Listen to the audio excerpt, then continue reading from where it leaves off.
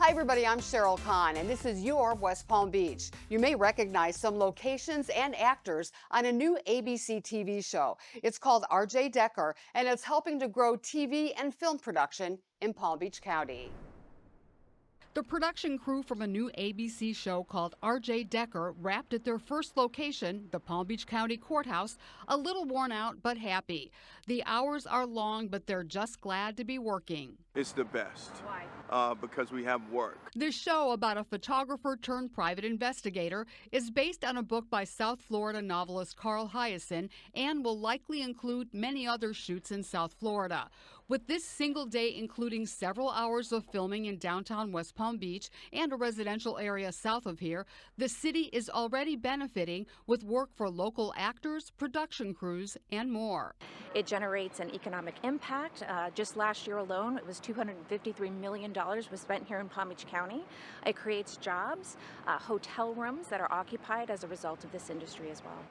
You'll spot some familiar locations and faces on the show, including a young local actor with a recurring role as R.J. Decker's niece.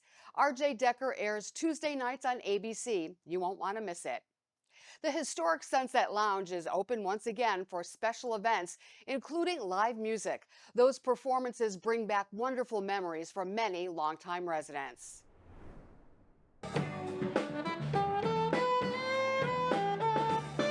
On opening night at the renovated Sunset Lounge, guests were treated to live music in this building for the first time in years. Visitors enjoyed a delicious dinner as a band played, and later a Grammy Award-winning jazz saxophonist performed in the main ballroom as part of the Soul in the City music series. This is a historical venue, obviously, but we're welcoming it into the newest century. Both performances bring back memories for those who used to come here years ago, back when the Sunset featured superstars on a regular basis. I was like 17 years old. I'm 82 now, so. I lived on this street, and as a kid, I used to sit on the corner looking at the buses of the entertainers that are coming here. I'd sit up until time that my mom and dad would say, it's time to come home. For years, the Sunset Lounge had been a well-known and respected venue in the historic Northwest. It was a popular stop for black entertainers during the 1940s and 50s, when the South's Jim Crow segregation laws kept them and their fans out of most night spots. Even stars like Ray Charles, Ella Fitzgerald, and Duke Ellington were banned from some of those clubs, but they did play the Sunset, as did entertainers like James Brown a few years later. James Brown was the first person I saw. I saw James Brown, I saw the Temptations, I saw Marvin Gaye. Oh, it was hot back in the day. I was here about every week. After being sold, shut down, converted into apartments, and falling into disrepair, the city's community redevelopment agency acquired it and undertook a massive renovation project. So we're bringing it back to what it used to look like back in the 50s. The project preserved the Sunset's original character, adding some contemporary updates. Within its 2 stories and 7,200 square feet, you'll find a performance area, full-service restaurant, bar, rooftop space, and other amenities. And now, it's once again an exciting live music venue. For more information on upcoming concerts and other special events, visit WPB.org. Some local teenage opera singers are getting a big boost during a training program sponsored by the Palm Beach Opera. It offers talented high school students a chance to study with professionals free of charge.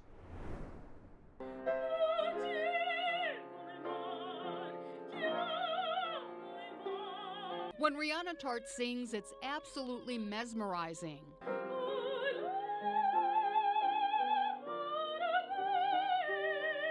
What's really astonishing, she's only 17 years old. I've liked to sing opera. I want to show opera can be more than just, The West Boca High School student, who's already on her way to a national opera competition, is one of 12 talented teens who are participating in the Palm Beach Opera Studio. That's part of the opera's 3-tiered training program aimed at developing young talent. Rihanna and her classmates had to go through grueling auditions to get in, and now they have to commit to 8 months of serious classes from professional opera singers, not just voice lessons, but also acting, how to relate to the audience, all while singing in several different languages.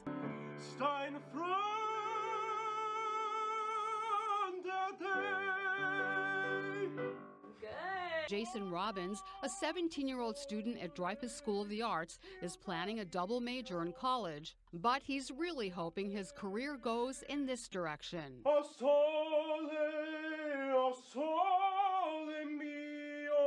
I'd love to just be an opera singer traveling around the world. That's the dream.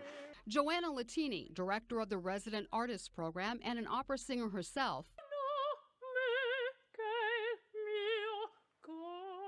says providing intensive training at such a young age for free opens doors for talented singers who might otherwise miss out. We are so pleased that we can offer this program free of charge from wherever these students come from, because we believe in their talent and we believe that access to this training is the most important way to sustain our art form. And many of those who started out in this program have gone on to successful opera careers. So remember these faces and voices. You may just be seeing and hearing them on stage for many years to come.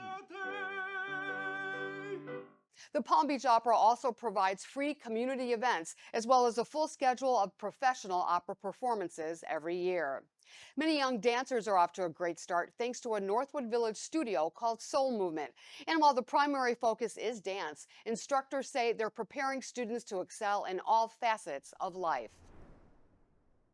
For young dancers like these, at least part of the weekend is devoted to discipline and creativity.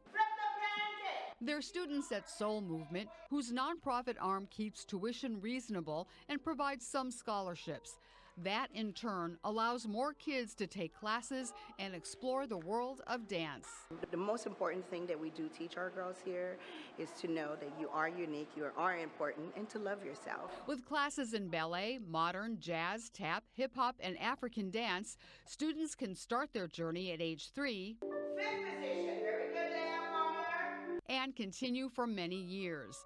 In addition to classes, students also take part in recitals and other performances like this one at the Norton Museum of Art's Juneteenth Community Day. Some audition for and are accepted into prestigious training programs with companies like the Alvin Ailey American Dance Theater.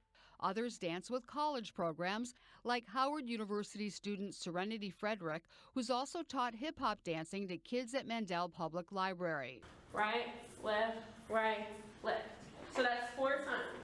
But whatever role dance will have in their lives, Soul Movement is an inspiring place to learn and grow. It's really fun and it's really graceful, and I really like to be in the Nutcracker to be on point too.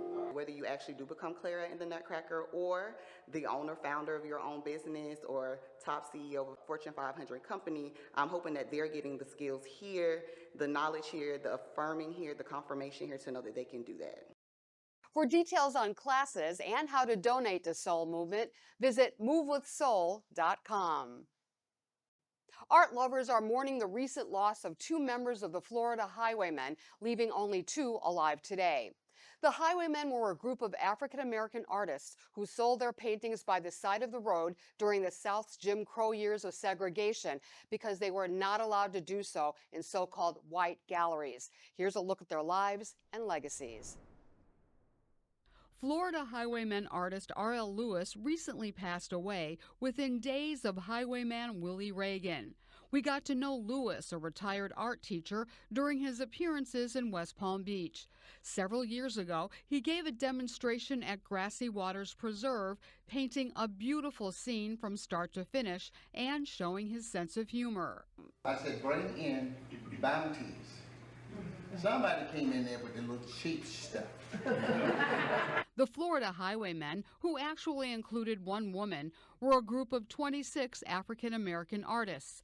They sold their paintings by the side of the road during the South's Jim Crow segregation years because they were not allowed to do business in so-called white galleries.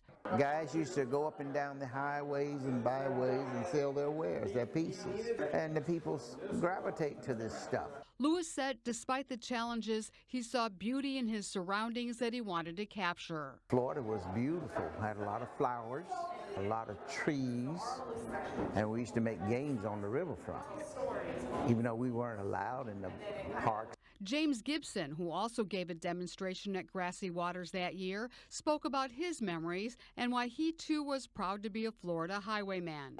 If we had a flat tire, which I did, I'd take my paintings out of the trunk of the car, put them on the side of the car, and change my tire.